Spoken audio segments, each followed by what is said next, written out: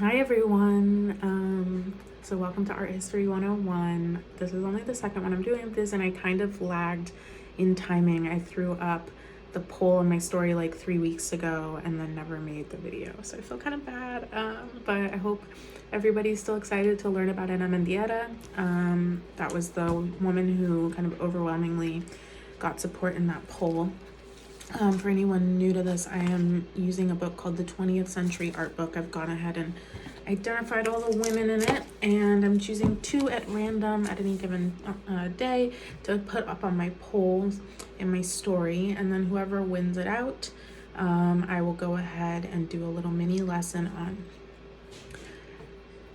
Ana Mendieta was born in Havana, Cuba in 1948 to relatively affluent Cuban family. Who actually, when she was at the age of 12, sent her to live in the United States with family members here in Iowa. And so she actually went to the University of Iowa, where she studied violence towards women, and specifically blood, kind of sanguine-based arts. And she also kind of struggled with discrimination in art school around her ideas, around her work, and around being an immigrant and Latin American woman. So she actually moved to New York City to kind of get away from the flyover state mentality. I don't mean to be rude, but I think that can be kind of accurately summed up with that phrasing. So Mendieta is specifically worked with her body as a primary mode of display, as a site of contested beliefs, as an act of rebellion against patriarchy. And she did this through sculpture, through photo and video, through installation work, endurance art, and performance art. So in that way, I consider her body artist, and the media that accompanies her work is often the documentation of the work itself. And that's something that I always get very excited about. And so the piece that they put in here is probably her more monumental work. Let me see if we can get. It's from the volcano series, and I don't know if you can tell, but this is a relatively small volcano. This is some wheat that's growing up around it, and it's on a lawn. And this is in New Hampshire, where she installed this particular kind of mound with a volcanic eruption. And it speaks to this kind of idea of an intrinsically charged body as it relates to the earth, but also about the kind of warring masculine and feminine, destructive versus uplifted. And so there's a lot of kind of dialogue that could be put around these types of ideas. She also works a lot with blood, as I mentioned before. Let me just pull up a couple of notes. And so there are ways that she integrates the use of body and bodily fluid as a way to create an imprint. So either via photo, video, or actual bodily imprint on a wall, on a parchment. And then this idea of imprinting also carries into her earth body sculpture. So her sculptures in the earth are oftentimes these women's outlines of their body in different media, or even within the water, where moss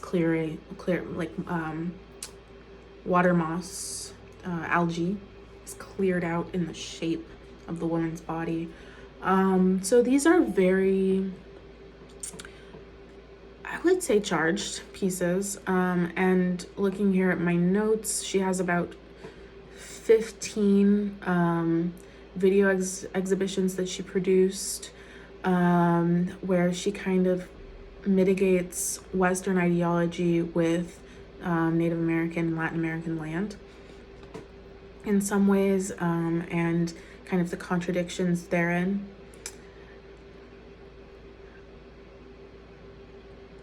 I want to get into into her death a little bit more. A lot of her work you can see for yourself, and I'd be happy to hear opinions on the installation and the body art. And if you're not too sure about installation body art, or what I'm referencing, I think that a really easy touch point for many people is Marina Abramovic. She produced an installation work at the New York MoMA, I want to say 12 to 15 years ago, called The Artist is Present. There are a lot of memes about this film. Abramovic wore a red dress and sat very profoundly, very calmly, it was an austerity about her, almost as if she were royalty within the museum, and was visited one by one with lines and lines of people, curling around the building, who could sit with her for a period of time. And you'll recall James Franco sat with her, a celebrity of that right, and her former partner and collaborator Ule, who's problematic in his own way, most creatives are, sat with her, and both of them just had tears streaming down their faces, but she remained stoic in all other regard. But many people who've seen The Artist is Present are familiar with some of her creative background ahead of doing a work like this. And she would, have knives thrown at her, or even a gun, kind of Russian roulette style. The option of a patron coming through the museum gallery could pick this object up and do with it what they please. And so her body also was considered an incredibly contested site. Then she emphasized that in some of the work that she created. So, Abramovic and Mendieta, there's no documented overlap in their work.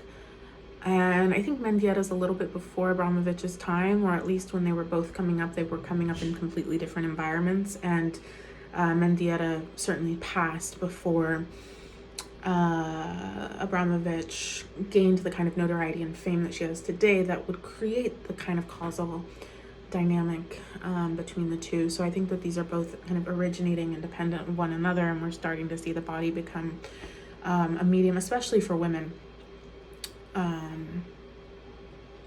There's some male performance artists that I'm sure I could list by name if I cared to look them up, but I don't. There's body art that men do.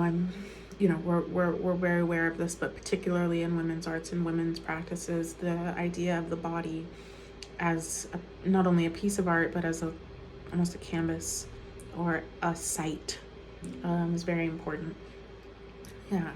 So Anna Mendieta, her death, I want to talk about her death, especially with the idea of the body and patriarchy, misogyny, etc. It is suspected. So Mendieta fell out of her window and died upon impact in New York City on the sidewalk. And it is suspected that her husband actually pushed her out of the window. I wasn't able to find out a lot more information about the details, but I find this to be incredibly interesting. This idea of imprint of the body, of blood, of body art, of endurance and performance within the body as a way of exacting the self or exacting the concept is fascinating to me. It really is. And I don't know, with the virality of internet and the nature of the changing museum and the interactive nature of museums, would make space for Mendieta, but also for Abramovic outside of what she was able to produce with MoMA in kind of the early turn of the century. I'm curious. I feel like the body is used in so many different ways now with social media. And there's also the digital body. The act of archival body work is not really celebrated in the same way that it had been before. So I'm curious to see what art historians have to say about the digital era and endurance and performance art, and where that kind of comes in.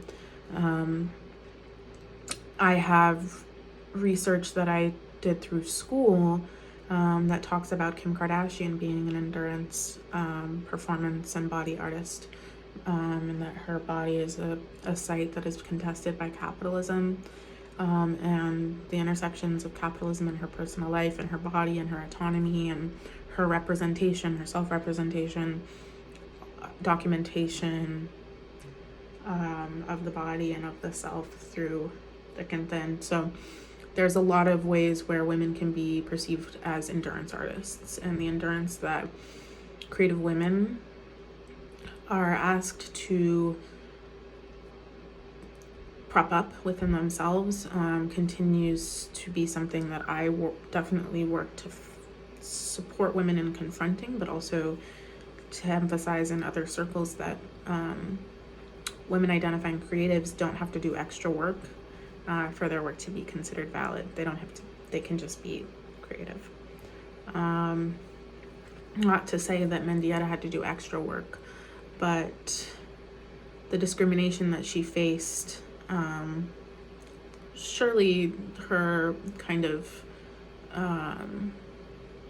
immigration status contributed to that, but I imagine there's incredibly ingrained misogyny in the programs that she was doing at the University of Iowa.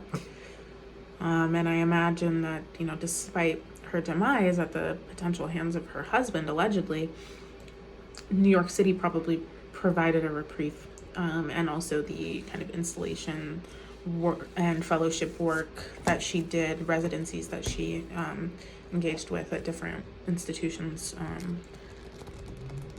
My hope is that the notoriety brought about a sense of self-pride while she was still alive, as opposed to her being kind of a curiosity or an oddity or scandal that then has art remaining. So that's all I have to really say on Ana Mendieta. I've thought about her for several weeks now. Yeah, I feel like there's more to the story around her death, but I'm not an investigator, so I'll just have to see if anything changes with that. It's been 36 years since she died, though, so she was alive as long as she's been dead. Not sure how many more answers there will be. Okay, well, thanks for watching. I'll think about who the next 2 options are going to be, and I'll post them up on the story. Have a great day. Ciao.